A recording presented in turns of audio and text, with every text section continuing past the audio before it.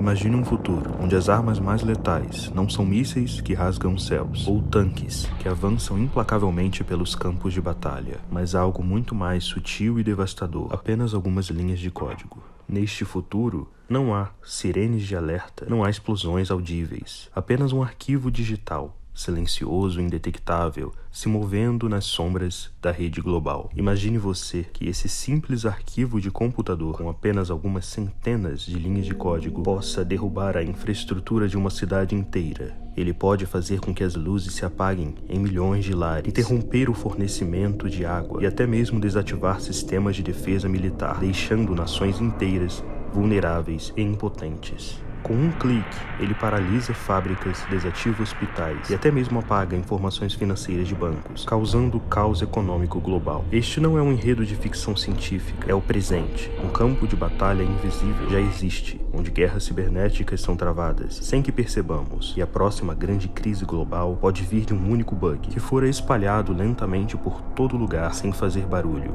Este é o novo campo de batalha, que pautará o futuro deste século e nossas vidas.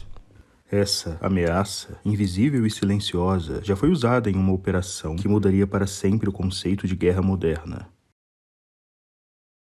Em 10 de novembro de 2008, Barack Obama, recém-eleito, encontrou-se com o presidente George Bush, que revelou a existência do projeto Jogos Olímpicos, uma arma ultra-secreta, desenvolvida pelos Estados Unidos em conjunto com Israel desde 2005.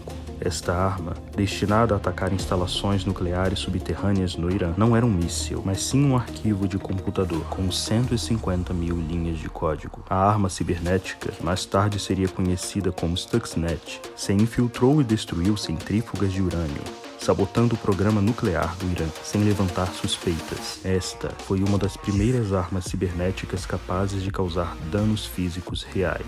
Esse ataque marcou o início de uma nova era, a guerra cibernética, onde linhas de código podem desativar sistemas inteiros, manipular infraestruturas críticas e transformar a forma como nações lutam. Hoje, estamos cada vez mais próximos de um cenário onde essa tecnologia pode ser usada em escala global. Ataques de hacking em larga escala não são novos. Nos anos 80, um hacker da Alemanha Oriental invadiu computadores militares dos Estados Unidos para roubar segredos. Em 2007, hackers russos derrubaram os sistemas da Estônia, afetando setores financeiros e governamentais. O que começou como atos isolados e localizados, evoluiu para algo maior e mais perigoso. Com o aumento da conectividade, a vulnerabilidade de países aumentou exponencialmente. Hoje, nossa vida moderna é governada por softwares. Eles controlam desde nossas contas bancárias até a energia que usamos. E com isso, vem novos riscos. Alguns hackers se tornaram especialistas em explorar falhas nos sistemas, com potencial para causar danos catastróficos. E não são apenas os governos que estão em risco. O ransomware, uma das formas mais destrutivas de ataque, revelou o quão dependente nossa vida cotidiana se tornou de sistemas digitais. Ataques de ransomware, como o ataque à Colonial Pipeline em 2021, demonstraram como ataques cibernéticos podem afetar diretamente a economia e a vida cotidiana. O ransomware criptografa dados críticos e exige resgate, paralisando infraestruturas essenciais como fornecimento de combustível e hospitais. À medida que os hackers se tornaram mais sofisticados, um dos maiores perigos emergiu: as vulnerabilidades invisíveis, conhecidas como Zero Days. Os Zero Days são as falhas que nem os próprios desenvolvedores conhecem. Esses exploits podem ser usados por hackers para roubar informações e controlar sistemas inteiros. O governo dos Estados Unidos, percebendo o valor estratégico dessas vulnerabilidades, começou a investir pesadamente na compra e desenvolvimento de armas cibernéticas, usando essas brechas. No início dos anos 2000, alguns hackers perceberam que podiam lucrar com a venda dessas vulnerabilidades para governos. O mercado de Zero Days explodiu, e o governo americano foi um dos maiores compradores, acumulando um arsenal digital capaz de sabotar sistemas globais. O Stuxnet foi apenas o ponto de virada. Os Estados Unidos e Israel criaram um código tão sofisticado que, ao se infiltrar nos sistemas nucleares iranianos, ele reprogramou as centrífugas sem que ninguém percebesse. O código era invisível para os operadores, que acreditavam que tudo estava funcionando normalmente, enquanto as máquinas eram danificadas gradualmente. O Stuxnet não foi apenas um ataque bem-sucedido. Ele redefiniu o que é possível em uma guerra digital, demonstrando que as armas cibernéticas podem causar danos físicos sem a necessidade de um tiro sequer. Após o Stuxnet, outros países começaram a usar armas cibernéticas. Em 2012, hackers chineses invadiram sistemas de petróleo e gás dos Estados Unidos. Em 2015, o grupo russo Sunwar tomou o controle de estações de energia na Ucrânia, desligando a energia de milhares de pessoas. Esses ataques mostraram como armas cibernéticas podem paralisar nações inteiras. Diante desses eventos, os Estados Unidos reconheceram que precisavam fortalecer sua capacidade defensiva e ofensiva no campo cibernético, criando o Comando Cibernético em 2010, uma divisão militar dedicada exclusivamente a esse tipo de conflito.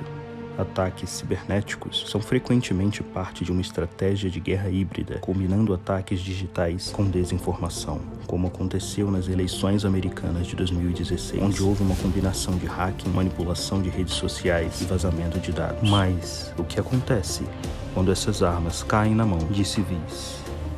Em 2016, o cenário da guerra cibernética mudou drasticamente quando um grupo que se autodenominava The Shadow Brokers vazou armas cibernéticas da NSA. Primeiro, eles começaram com um leilão no GitHub. Quem desse mais levava a arma mais sofisticada da época. Mas, naturalmente, em algum ponto, eles foram indagados sobre a legitimidade dessas armas. E como uma simples demonstração, eles abriram uma pasta para o público, liberando inúmeras armas cibernéticas ao vento. O vazamento deu origem a ataques devastadores, como o WannaCry, lançado por hackers norte-coreanos, e o NotPetya, que causou bilhões de dólares em perdas. Esses eventos deram luz a um dos maiores problemas dessas armas, a portabilidade. Elas são facilmente dissemináveis. O cenário se agrava quando caem na mão de grupos terroristas ou estados sem escrúpulos. Ao contrário de mísseis ou bombas, códigos de guerra podem ser replicados infinitamente, com consequências imprevisíveis. E com o avanço da inteligência artificial, essas armas não são apenas mais fáceis de serem desenvolvidas, mas também podem ser automatizadas, tornando-as ainda mais perigosas. A IA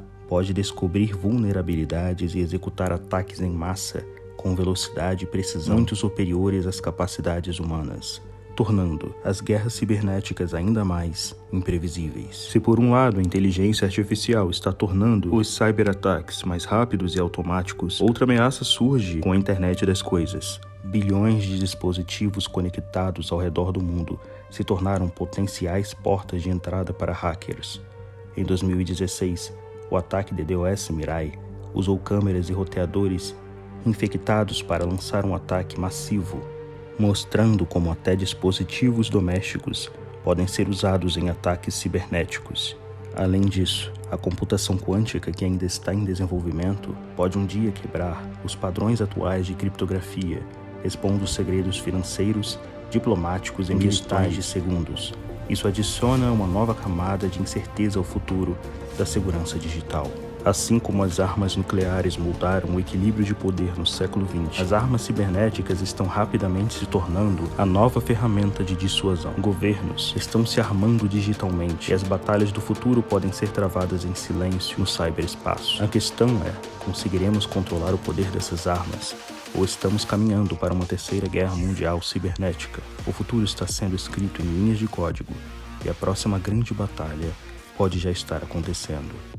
Se você achou esse conteúdo interessante, inscreva-se no canal e ative as notificações para vídeos sobre geopolítica e os desafios da guerra moderna. Deixe nos comentários suas opiniões sobre o futuro da guerra cibernética.